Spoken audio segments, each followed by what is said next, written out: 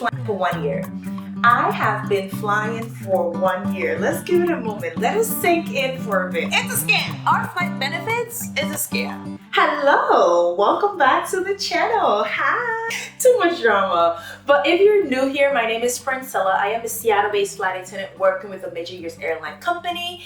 And I am here for the new flight attendant. I share my experience with you all. And in today's video, I will be talking about a lot of things that has become apparent to me, or spilling a little bit of tea here and there after flying for 1 year. Yes, your girl has been on the line for 1 whole year.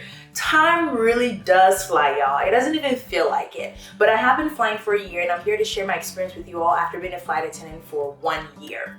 One thing I will say is, it is not how they make it seem, yo. It is not how they make it seem. But before I spill all the tea, let's talk about the playlist that I do have in my description box below. If you're trying to become a flight attendant, I have a full playlist on how to become a flight attendant in the description box below. Please check it out. Also, if you have questions or concerns or in doubt about flight attendant training, I have a full playlist in the description box below. Yes, I shared and documented all my experience while I was in flight attendant training.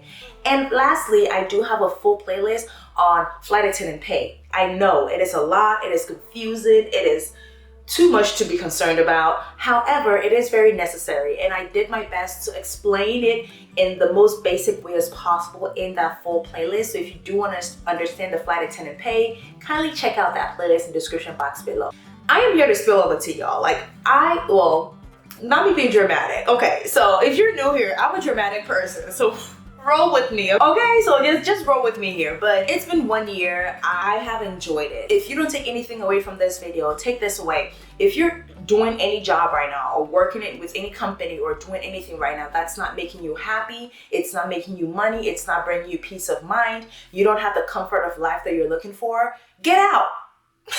It's that simple. Get out, okay? Back to the point. I went off on a tangent right now. I'm very passionate when it comes to doing things that makes you happy, or working at a place that brings you a level of peace that you're looking for in life, because life is too short. But yes, your girl has been a flight attendant for 1 year, and you all have been here with me through my schedule reactions, through my videos, sharing my experience, the pros and cons of being a flight attendant. So I do appreciate you all, and I thank you all for supporting me.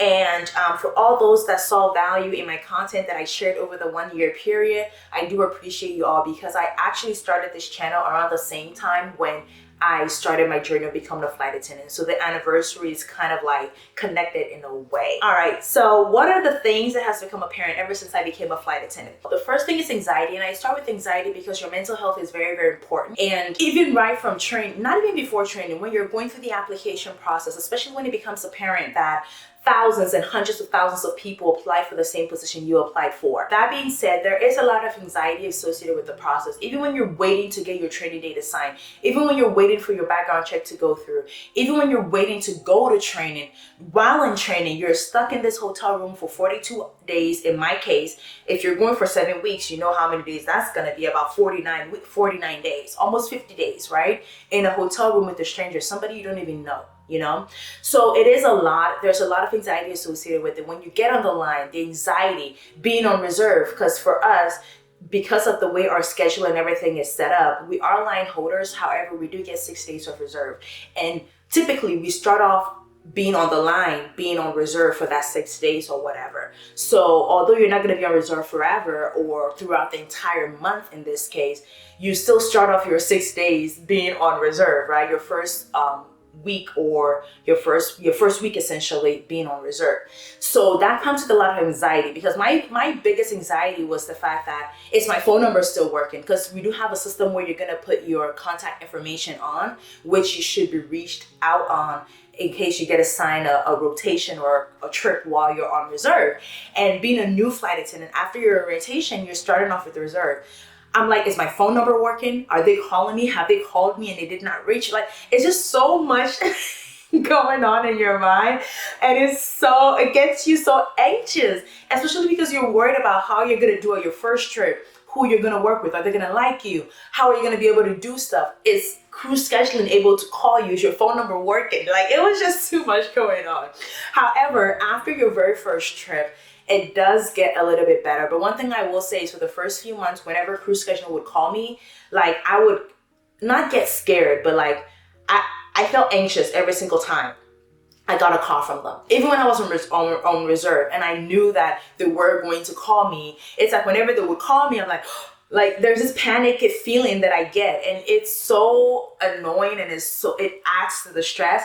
But I will say that after a while, it does get better. After you get comfortable and you understand things better, you learn your work rules, you learn the policies that apply to you, and you understand things gradually better. It does get better. But up to today, I still get that panicky feeling whenever crew scheduling calls me. It's like, girl, you know you're on reserve, so why are you panicking right now? I don't know, but there is a lot of anxiety. So I will say take care of your mental health.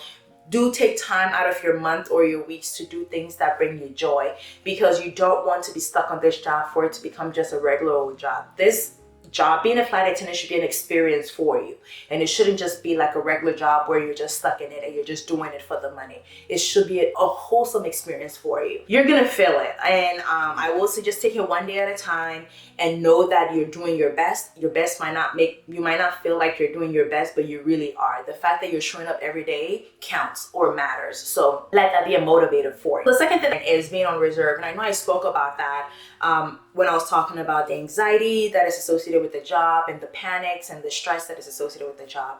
But being on reserve, for my airline, you get reserve only 6 days out of the month compared to other airlines where you get 19 days or 21 days or whatever, or you're on reserve until God knows when. But for us, you are a line holder, you are assigned trips. In addition to that, you do get 6 days of reserve until you get to the seniority level where you no longer get assigned reserve, or operational needs calls for fewer people to get reserve. So in that case, chances of you being junior and not being on reserve is also high. Like me, for example, at my base, if you're year in, you're likely going to be off of reserve. However, during the summer, operational needs might call for more people to be on reserve, so we're likely to go back on reserve. Essentially, the closer you are to the line of being on reserve, the higher the chances of you being on reserve, essentially. It's more like a numbers game and demand at this point. Being on reserve, it's not a lot in the sense that it's any different from you being on call and then somebody just calling you, telling you that, hey, you're being assigned a trip or whatever. I think the frustration that comes with being on reserve is the uncertainty, not knowing what you're going to get, right? And when you're going to be called, because even though we have reserve for 6 days, it's a 24-hour standby unless you call for a release or you get assigned something or duty that allows you to get released from it. So then you're only on duty until when that assignment starts, essentially. However, it's 24 hours from 12 midnight to 12 midnight. So it comes with a lot of anxiety, which I spoke about in point 1, but it's just also that you don't know what you're going to get, what you're going to be called for. I mean, we signed up for it. It's part of the whole experience. However, sometimes it's more so like, it becomes like a nuisance in a way. But that's why when you become senior and you're no longer on reserve, it's a bliss, because it's like the thought of not having to worry about those things is very, very high. So that's it, being on reserve, and it depends on which airline you're with. You might be on reserve for a long time.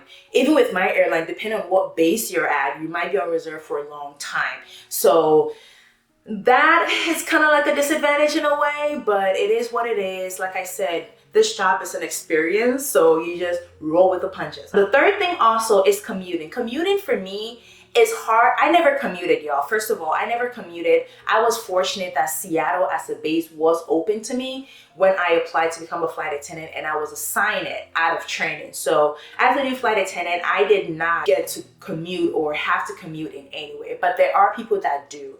And one thing I will say is that it does add a lot of stress to you when it comes to the job. Because think about it, our commute is not always a long drive. Sometimes you have to fly to work. So being on an aircraft to fly to work, you show up to work and your job involves you flying or working on an aircraft.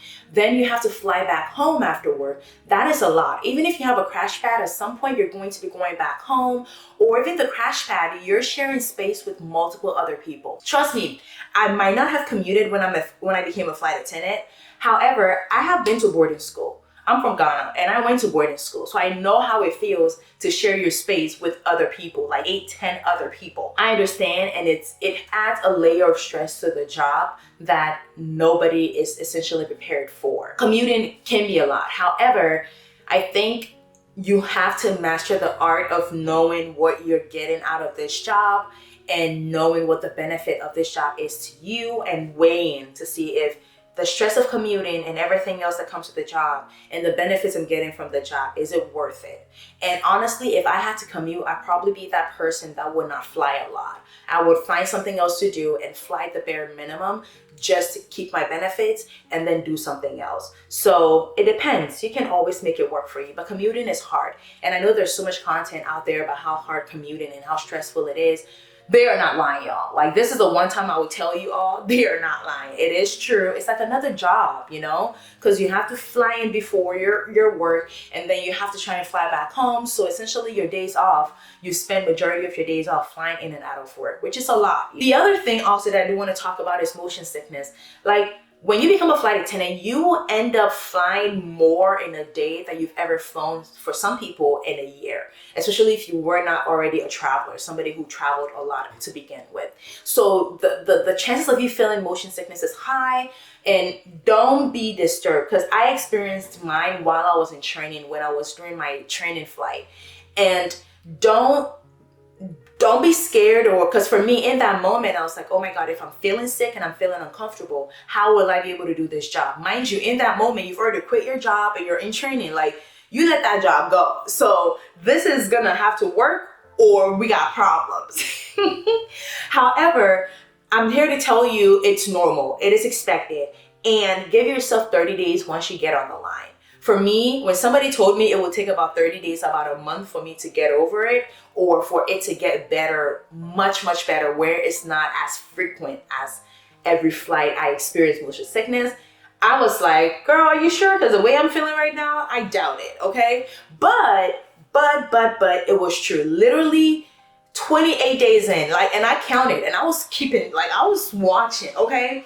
I started to feel better. It got to the point where I wouldn't feel, when I'm on the plane, takeoff and landing did not have a huge impact on me like they did the first few weeks or the first few days. So it will get better. Some people, it takes longer. However, one thing I did during my first few weeks was the fact that, because I knew I get motion sickness a lot, I usually work the first class assist position, which was up front in first class. Because when we get turbulent, it is worse in the back of the aircraft. So because I knew I was bound to get motion sickness, I typically bid for the position of working up front with the flight lead.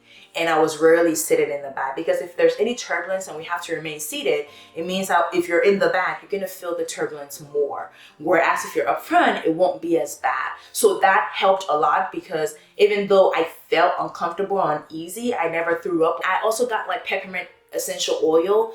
It's when you sniff that, it helps also with the whole nausea and everything, and ginger ale helps as well. So, and then making sure, this is a very important, eating before your flight.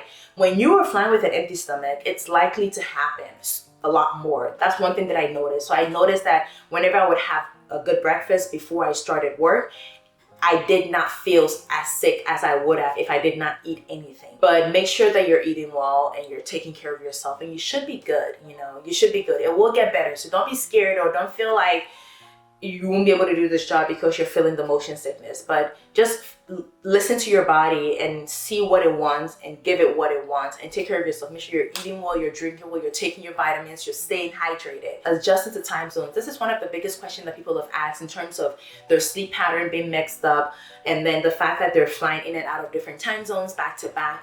Because sometimes within a 3-day trip, you would go to like 2 or 3 different time zones, y'all. So it is a lot, and I believe you, it is a lot. My advice when it comes to adjusting to time zones would be, adapt the time zone that you're in. So for me, right, a typical example is that Seattle is 3 hours behind New York. So New York is 3 hours ahead. So if I ever flew to New York, I would adapt to New York's time zone. So if I ever got to New York and it was, let's say, 10 p.m., it is technically 7 p.m. Seattle time. But whenever I get to a new city that has a different time zone, I don't compare or look back to my previous time zone. I don't. I am not going to be in New York thinking that, oh, it is technically 7 p.m. in Seattle, so I have to stay awake to do blah, blah, blah. No, I don't think that way. I don't think about the time zone that I left behind. When you think that way, it causes you, that's when you end up staying awake, because in your mind it's still 7 p.m. in Seattle. So then I'm thinking that I still have time or I won't be able to sleep. It's going to impact you. Whatever you're thinking impacts you. Whatever is going on in your mental or psychologically impacts your being and how your body's going to regulate. So for me, immediately I go to a different time zone, I assume that time zone. Okay? So if it's 10 p.m., it's 10 p.m., it's time to go to bed. That helps me a lot because I'm able to live in the moment rather than looking behind or thinking about whatever my initial time zone was. But one thing I will say is it is going to impact you. Your body will take time to adjust. For me, I had to do that a couple of times in order to get used to it, because I noticed that when I first started, I would be sleeping and in the middle of my sleep, I'll just wake up randomly at some weird time, So, so that happened a lot. So that was annoying, but after a while you will get used to it. But one thing I will say is whenever your body is tired and wants to rest. Unless you're on the plane and you're working, y'all. But I think what people fail to do is that they don't give their body grace. They don't give themselves grace. Like if you're tired, sleep. If you have to rest. Like don't try and do stuff simply because you want to keep up a facade or anything. So adjusting to time zones can be very, very difficult. And sometimes it adds to your stress. But that's why you have to make sure that you're eating well, you're drinking water, doing whatever you can to support your body as it's going through all these changes. But the good thing is that after a while, once I started adapting and assuming the time zones that I was in, it made it better. I didn't really feel fatigued or stressed in any way, unless it's just a typical day where I just can't sleep. That's a different situation. But think of the time zone as being your current time zone. Don't refer to your original time zone, and that should help. The next thing that I do want to talk about is meal prep. I feel like meal prepping helps a lot. It really helps you, especially as a new flight attendant. Your base pay is already low. You're already adjusting to flying, so you're not able to fly as much to make a lot of income. You're adapting to flying, so you're trying to figure out what works for you, what doesn't. Meal prepping helps a lot because if you're trying to save money, meal prepping is the way to go. And when I say meal prepping, not everybody knows how to cook, right? So it's not necessarily cooking from scratch or cooking your meals or whatever. Even if you go grocery shopping and you buy already made meals, personally, I would advise home cooking as well, because then you ultimately know what's going into your food and you're able to make it the way you want it. However, even if you have to buy from the grocery store already made meal and all you need to do is to microwave and go, it still saves you money compared to buying food from the airport or buying food from the hotel or buying food at your layovers. And beyond that also, aside from the money saving aspect, sometimes by the time you get to your hotel or your layover destination, it might be too late for you to go out to get any food. The hotel kitchen might be closed. Anything can happen in this job. You might be thinking you're getting up to your layover at 10 p.m., but you might end up getting there at 2 a.m., 3 a.m., 5 a.m. Who's open by then? Nobody. So that's why it's always good to have food on you. And I use meal prep as a term. I use it loosely to include everything. Whether you're cooking the meal from scratch and making it at home, buying already made meals from the grocery store, or snacks or any kind of food. When I say meal prep, I mean that always make sure you have food on you. Always bring food, regardless of what your plans are, y'all. Buy ice packs to keep it fresh. The hotel rooms do have refrigerators that you can keep your meals or your food in to keep it fresh. So make sure you're bringing food with you. Even if you're bringing cold meals, make sure you're bringing something with you, y'all. You have to meal prep. It's a great way to save money. And even if you're commuting, try getting cold meals as well. Cold stuff that don't need to be kept cold. But if you bring hot meals, then you probably do have to keep them fresh. But meal prepping is a money saver. And when you get out of training, don't be too quick to go out and spend money on your layovers. Meal prep at least for the first few months, just to establish a strong foundation. because you know what you're eating, you know and then this would also minimize the chances of you meal prepping, also minimizes the chance of you getting food poisoning, because you bring your own food, you know what you're bringing, you know what to do to keep it fresh, and it's better that way, you know. But yes, it's a good money saver. It allows you to control your spending. I have worked several trips where I spent nothing at all but me driving to work and working. I didn't buy anything, not even water, nothing at all, because I pre-packed meals to take with me to work. So if you want to save money, that's the way to go, y'all. That's the way to go. Meal prepping, thumbs up for meal prepping. Let's jump into the messy stuff. First thing I want to talk about when it comes to the not so perfect side of this job is the fact that it is honestly not as glamorous as people make it seem. It really is not. And even though I say that on one hand, on the other hand, I feel like you make it as glamorous as you want it to be. Now, if you work with an airline that flies to multiple international destinations, then it is true that the glamour of this job is the fact that you're able to travel around the world and you get paid for it. But the reason why I say it's not as glamorous as it seems is that depending on the airline you're working with, as a new flight attendant, you will be stuck working domestic trips, or you will be stuck working the routes that your airline works, which will probably be only domestic trips and then maybe touching South America just a little bit, okay?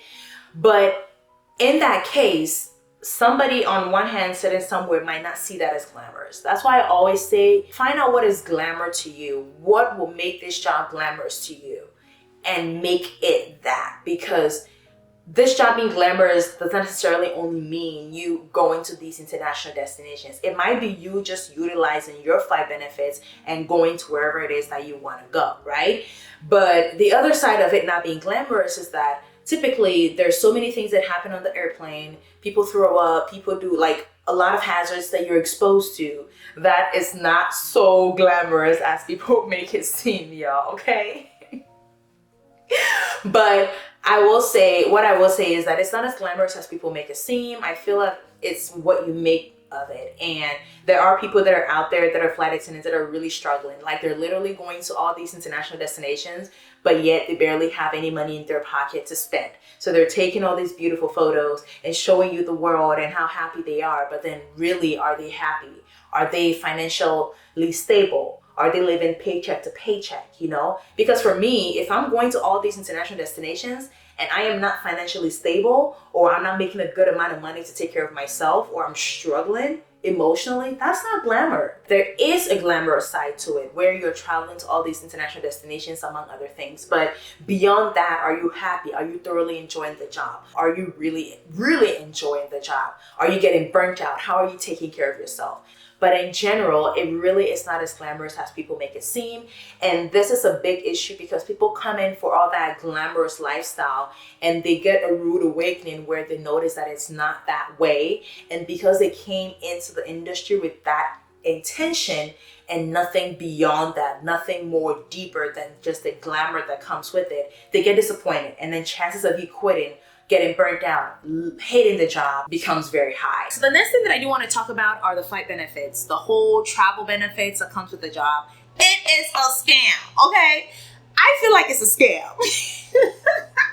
I feel like it's a scam because it's like, it's a whole, like, using your benefits sometimes can be such a struggle that you ask yourself if this is really a benefit. It's like the benefits are not benefiting you. And sometimes it's annoying. Sometimes it's great if it works out when you use it. But sometimes it's like, is this really a benefit? Do you really want me to use this? Like, did you actually give me this benefit to use it? It's not really what it seems like. And there's more to it than just giving you a coupon so you can get a discount on a flight. Not every airline does that. My airline does not give me coupon codes to give out to people to get discounts on flights. It doesn't work that way. There's a whole process. The process you have to go through sometimes can be a lot. Sitting at that airport, waiting and hoping to get on that plane if there's any empty seat, right? Our flight benefit essentially is that if there are empty seats available, then you the person using the flight benefit get to get on that plane or get to fly for free. And there are moments where the load on that plane is so much that even though there are empty seats, you won't get on that plane. So it's not as simple as just getting on a plane, or just because I work with an airline, I can just go to the airport and get on a plane and go anywhere. Even though it seems that way, there is a lot more to that process, and it's not the same as you purchasing a ticket and knowing that you have a assigned seat on that plane or on that flight. It's a whole beast altogether. So my advice to everybody that's out there that's a flight attendant: use your benefits whenever you can. I know sometimes it's not easy, because some people will be able to get on that plane to get to their final destination. However, when you're coming back, it might be hard. You might miss a couple of flights because it got oversold, or the flights got full and you could not get on, or the load was a lot, so you couldn't get on even though there were empty seats. That's how it works, y'all. And my airline does not give me coupon codes, okay? I don't have coupon codes to give to anybody. There is a math and a method to it. And you are only able to get on those planes if there are empty seats available. And if the airline is in business to make profit, their goal is to sell as many seats as possible. The airline is not sitting there saying that, okay, we're going to have a few of our employees using their benefits around this time, so when we're selling the tickets, let's not oversell no, they would oversell. Like, overselling is a game in this industry. So once the flight is booked and fully booked and everybody shows up, you're not getting on that plane. So then you have to wait for the next flight and hope that there are empty seats on that flight. So that's how that works. And for me, I feel like it's a scam in a way. I'm just being dramatic, y'all, but the reality is that it feels that way. It's different if you work with an airline company, right? And then every year you get 2 passes, like 2 assigned guaranteed seats to travel anywhere in the world, or 3 or 1 every quarter, where you can travel anywhere you want with guaranteed seat. You know, you're just getting to the plane, you're just getting to the airport to get on a plane to go wherever it is that you want to go.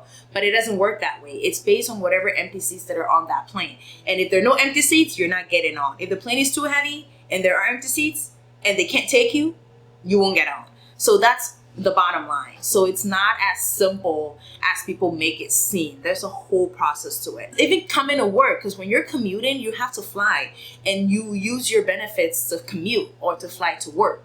And sometimes you can't even get on the plane to show up for work because people are flying a lot, or these flights are oversold such that it's full and everybody shows up for the flight, so you don't get on the plane. So it applies to that as well. That's why I feel like, to a large extent, it is kind of like a scam. But the upside of it is that when it does work for you, let's say you're going to Tahiti and you're able to get on that plane and you get to Tahiti, you get that experience of paying just a few taxes here and there, which are literally way cheaper than the actual fare, that ends up turning out to be good, you know?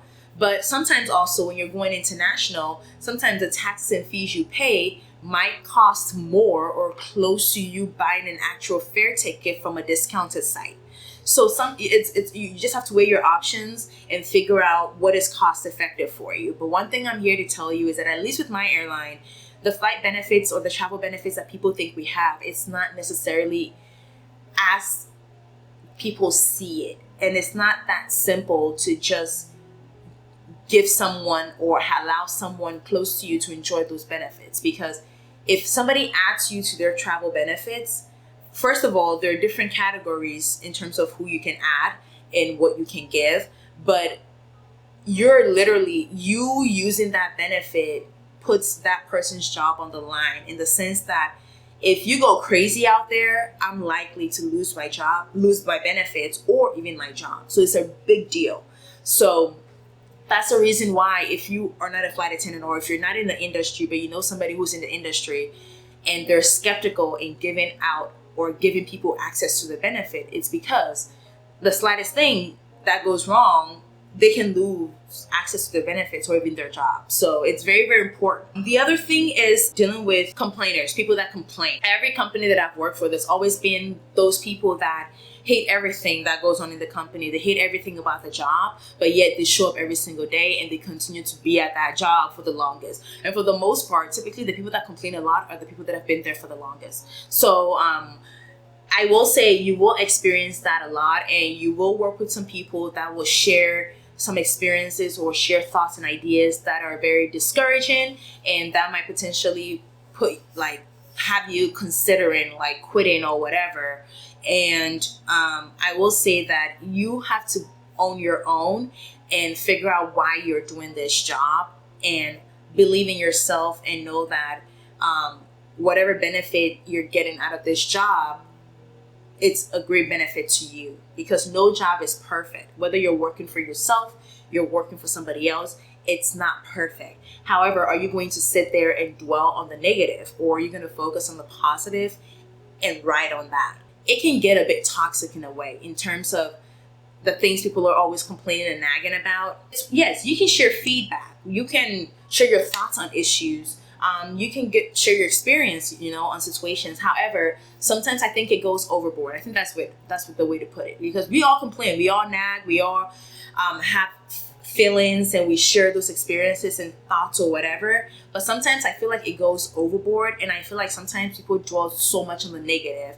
Not to say that you should not complain if something is going wrong, but it's just, I think people just go overboard, or are a bit dramatic, or overly dramatic when it comes to certain situations. And you're going to experience that, especially being a new flight attendant, because in that moment, you're still trying to figure out if this is what you want to do, how you're going to adapt and adjust. And having all that negativity poured into you can impact you negatively as well. So that's the reason why I'm here to share with you that you would experience that. There will be people that will be complaining. And you would equally meet others that actually understand that there are flaws when it comes to this industry, but there are also some benefits and advantages of being in this industry, and they would highlight those things as well, so you get a good balance. And they would even go out of their way to show you ways by which you can get that good balance. And that's what I'm here for. Flight attendant pay is a hot topic, and once again I do have a full playlist in the description box on flight attendant pay, where I give a breakdown.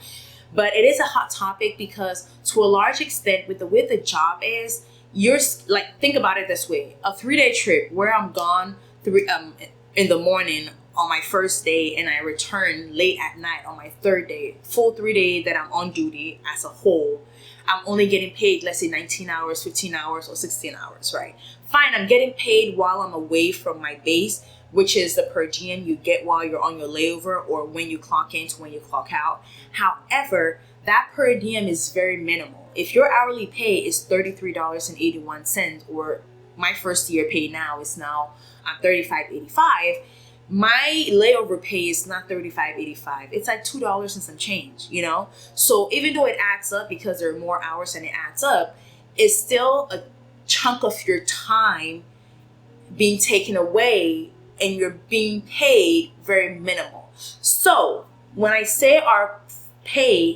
hourly pay is good and is high, I say that independent of those things, because your hourly pay honestly has to be high in order for you getting paid 19 hours for a 3-day trip to be worth it. It does add up, but for the hourly pay in itself, our airline, or my airline at least, is pretty good.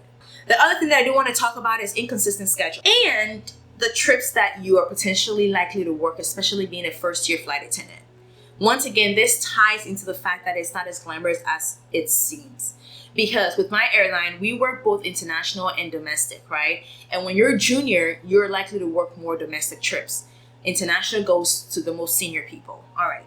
And your schedule being inconsistent is in regards to the fact that, fine, you can make it work for you, where you can ask to be only scheduled on certain days or certain weeks or whatever. However, it's based on what you're senior enough to get. So even though you might get it, you might not get it all the time. As a first-year flight attendant, unless you're at a base where there's a lot of international flying and it's a junior base, if you're at a senior base, chances of you getting access to work those flights are very, very minimal. It's next to none.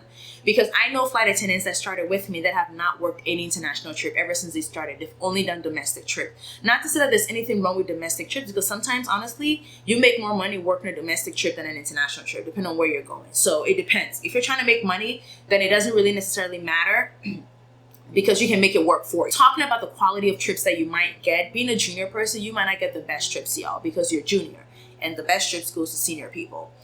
And beyond that, even if you do have the ability to work these international trips, and this is what I'm going to talk about when I talk about my last point, which is workplace politics, right? You have to play into the politics in the sense that if you're a super junior person, you have to essentially have access to people that potentially get those trips that are willing to have you pick up from them. I feel like it's too much involved. If I see it on the board, I'm going to pick it up. If I don't see it, I'm just going to work my domestic trips as normal. One thing I will say that has become apparent being a new flight attendant is that there are politics related to this job. And whether you like it or not, it's going to exist. Whether it's right or wrong, that's a conversation for a different day. But as usual, I come to you all with all the true tea and the honesty of it all. And I see this politics and I hear about it. And if you want to play into it and you're able to play into it and it works for you, then it works for you. But personally, I don't indulge. And then lastly, I would want to end with the workplace politics, with cliques and among other things. I do want to say that with the way this job is, it's easy to avoid people you don't want to work with. So this job is not like a typical 9-to-5 where you're forced to deal with the same people over and over again every single day. This is not like that. So one of the advantages is that if you don't like working with somebody, you don't have to work with it. I know some airlines, you can actually create a no-fly list where the system would actively try to avoid scheduling you with that person unless you're on reserve, and then that's more so random. So if you're on reserve and they need coverage, you're going to call whoever they can call to cover. It doesn't matter whether you want to work with that person or not. But my airline doesn't have a place or a thing or a system where you can put a no-fly list or create a no-fly list. However, you can personally create your own and just avoid those people. Personally, I don't have that list where I'm actively avoiding working with certain people because it's too much involved. It's too much to worry about. I just want to work my trips, make my money, and go about my business, okay? I'm that low maintenance and that simple. So, but there are cliques, there are groups, there are people. It's all those things is just everywhere at every workplace, right? As much as people try to deny that it exists, it does exist. There are cliques, there are groups, there are people that do things between them or whatever. Those things do exist. But as a new hire, I'm only sharing this because I want you to be real with yourself and at least know the reality of the job and know not to focus on those things, because at the end of the day, everybody's gonna do them. You do you and figure out how best you can make out of a situation. But there are going to be cliques. There are going to be moments where people are butting heads or negative. You will be surrounded by negative energy. Look at my experience, for example, that I had in Atlanta in my other previous schedule reaction video, So it's one of those things where it's not going to be perfect. Beyond that, the politics that I spoke about with regards to the trips that you're able to work, among other things, those things happen. And it's like there's certain trips that you don't even see at all because people that get them literally trade or work around within them, and those things exist. It's unfortunate, but it's there. And as a new flight attendant, being in my first year, it became apparent during my first year that these things exist. And it's sometimes disappointing because I know people that have never been able to work an international trip because they just can't get access to it. But then again, the positive side is that you can then potentially consider moving to a different base, because I know a lot of people that I started with that are moving out of my base because of that reason. But because there isn't enough, that's why they're in such high demand, and that's why it's so coveted, So I can't really blame the flight attendants per se, because it's like there isn't enough of it. So the few that exist, the people that want it, it's really sought after. So it becomes more coveted and hard to get in a sense, unless you have a connect, okay? Unless you have a connect. But beyond that, that's why personally for me, I don't rely on that. I'm never touching those. So if you've been on my channel and you've noticed that I've not been working a lot of internet, I think I've done Amsterdam like 3 times and that's it. I haven't done London, I haven't done Paris, because you can't even find them on the swap board to pick up, and I don't have a connect. So I just do whatever I do and I just keep it pushing, y'all. That's why I said in my live recently that now I'm at the point where I would rather just want to fly on my own time. So maybe I work for 3 weeks and I take a week off and I travel, something like that, because I do want to travel and explore the world and use the benefits that I have. The travel benefits that I have.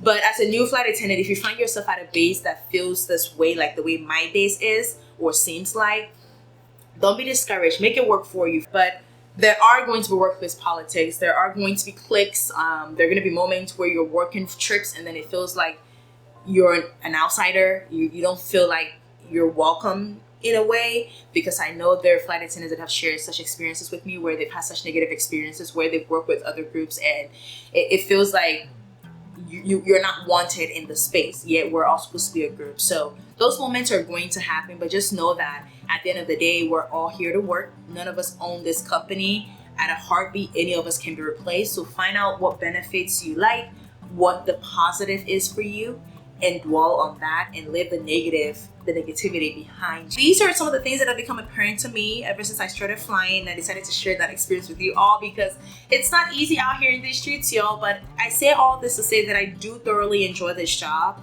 I feel at peace. I enjoy it. I do make a good amount of income to be able to sustain myself, so I don't worry about money in that sense. If I want to work more, I work more, but I am enjoying it. And 1 year came by really, really fast. Like, this is the first job that I've had in a long time where I don't feel like quitting. I've never even thought of quitting or leaving. So if you're wondering if it's worth it or if you're going to, everybody's different, but for me, if you followed my journey and you've seen everything that I've gone through and everything that I've shared, and I still enjoy, then it means that you're potentially going to enjoy it as well. So I'm here to give you hope and encourage you. If you're contemplating, you're thinking about it, considering becoming a flight attendant, please do become a flight attendant. It is definitely a career you can have for long term. I've worked with people that enjoy it, that have been in this industry for 40 years, 45 years. And if they can do it, or if they've been here for that long, it means there's something good out of it, okay? So above all, go ahead and apply, okay? Hit that apply button and stay true to yourself, and I'll see you all in my next one. Thanks for watching. Bye-bye.